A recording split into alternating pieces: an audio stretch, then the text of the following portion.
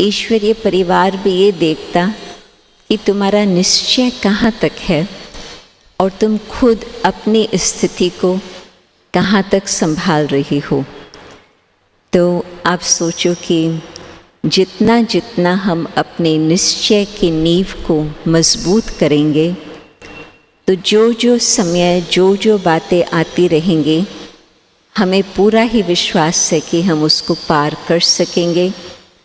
और भी आगे के समय में जो बातें आने वाली है, वैसे तो डिटेल में बाबा ने बता दिया है कि किस किस प्रकार की समस्याएं होंगी। तन से, मन से, धन से, प्रकृति से, माया से, हर एक प्रकार की समस्या तो आएंगी ही। परंतु यदि आज हम सोचते हैं कि हम कैसे उन सब बातों को पार करेंगे, फिर तो हमारे में घबराहट होंगी और हम आगे बढ़ नहीं पाएंगे।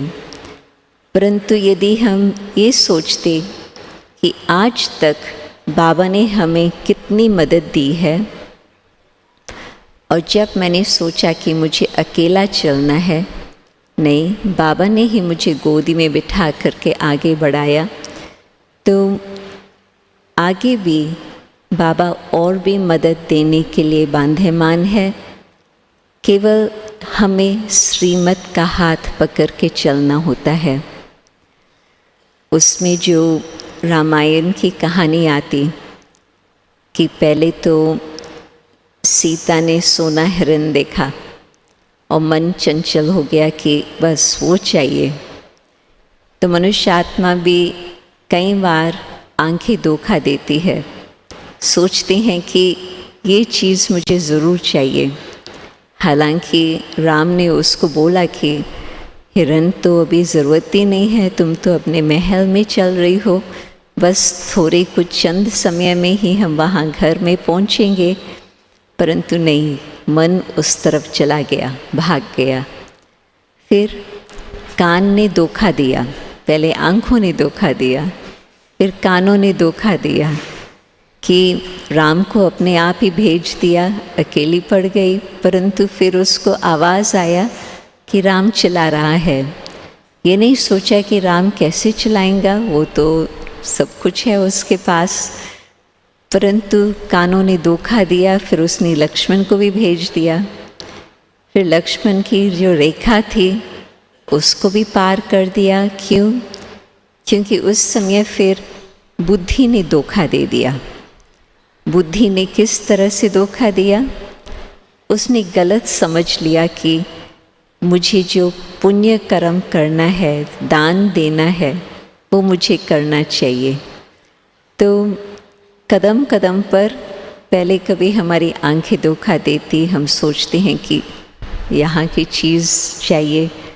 फिर कभी हम कानों द्वारा कुछ सुनते हैं, उस बात पर हम विश्वास कर लेते हैं। और यदि इंद्रियों पर हमने बाबा की श्रीमत अनुसार एक एक बात पर हमने डिसिप्लिन रख कर के उस बात को जीता नहीं, तो फिर वो बात आती कि बुद्धि हमें धोखा देती, हम अपनी मनमत पर चल पड़ते। श्रीमत जानते हैं, मालूम है श्रीमत क्या कहती, ये रेखा है, इसके आगे नहीं पाँव रखो। परंतु फिर भी खुद ही हम अपने आप को धोखा देते, क्योंकि बुद्धि जो बाबा के साथ थी वो वहाँ से हट करके अपने मन मत में चलने लगी। तो फिर कितना दुख हुआ।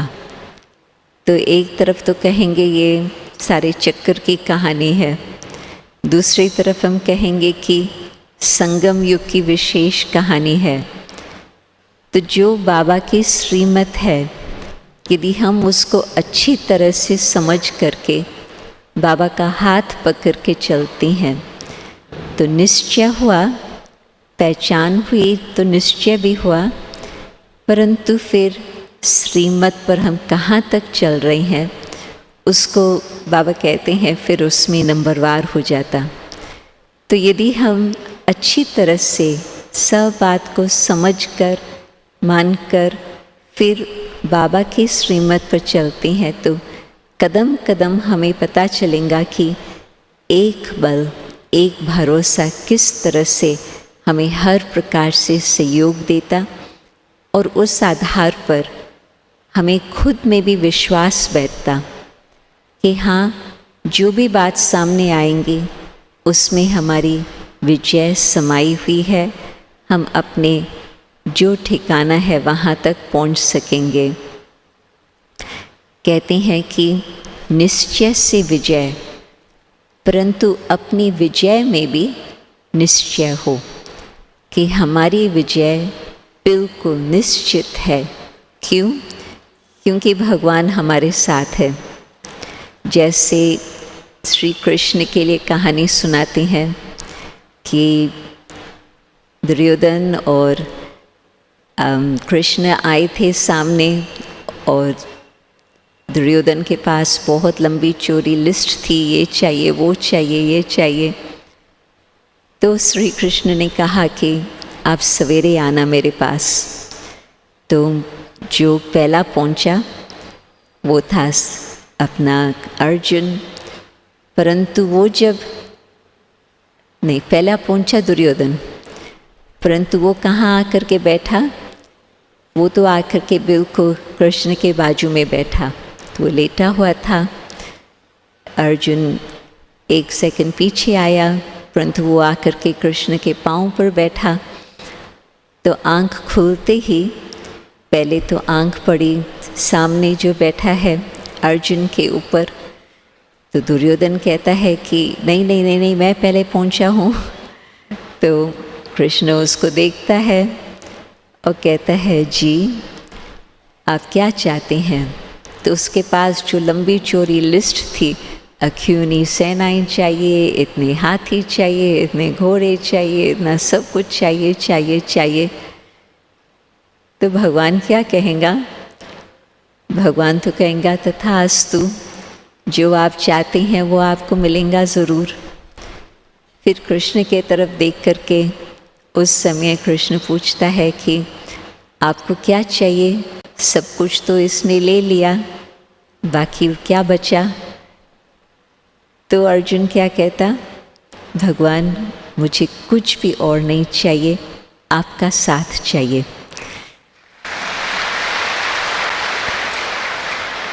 तो जब भक्ति में इतना निश्चय का गायन आता, भगवान का साथ जिसको है, जिसका साथी है भगवान, वो क्या डरेगा आंधी और तूफान से।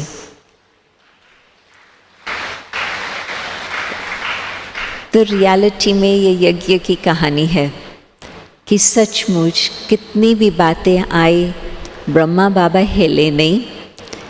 फर्स्ट तो जो कहते हैं जो ओटी सो अर्जुन, ब्रह्मा बाबा ने ही जिम्मेवारी उठाई। तो ब्रह्मा बाबा के सामने जो जीवन में लौकिक हिसाब से परीक्षाएं नहीं आई थी, वो उस समय एक के पीछे दूसरी तीसरी आने लगी। सारा समाज उसके अगेंस्ट हो गया, कोई भी साथ देने के लिए तैयार नहीं थे। जो बच्चे बाप को पहचान कर बाबा के पास आए थे, उन्हों के ऊपर भी बहुत सारे स्तंभ उन्हों को सहन करना पड़ा, परंतु बाबा का निश्चय अटल। बाबा को मालूम था शिव बाबा को स्वर्ग स्थापन करना है, मुझे उस कार्य में मदद करनी है। बस बाबा आगे बढ़ते गए बढ़ते गए। बाबा कराची में पहुँचे। बाबा को मालूम नहीं था कि इतने सब बाबा के बच्चे भागते भागते कैसे उन्हों के पास पहुँचेंगे।